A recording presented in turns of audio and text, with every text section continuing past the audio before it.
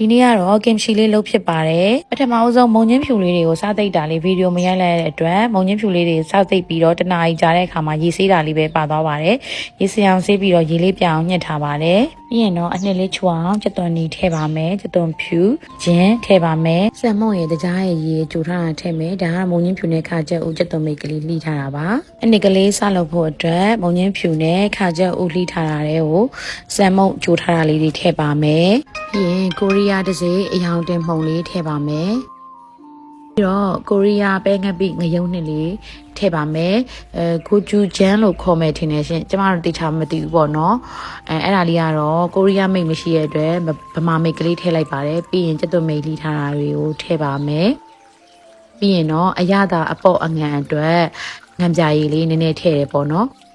ကျက်သွန်နီကျက်သွန်ဖြူချင်းကြိတ်ထားတာတွေကိုအကုန်ရောထည့်ပြီးတော့တမအောင်နည်းနည်းလေးအချိန်ပေးပြီးတော့နေလိုက်ပါရရှင်အားလုံးနဲ့ဝါပြီဆိုရင်တော့ဆော့ဆော့ရေးညှစ်ထားတဲ့မုံညင်းပင်လေးတွေကိုဒီအနှစ်တွေအစာတွေဝင်အောင်တလွှာချင်းတုပ်ပါမယ်ရှင်ကဲပြီးပြီဆိုရင်တော့ကျမတို့တိတ်မဲ့ဘူးတွေကို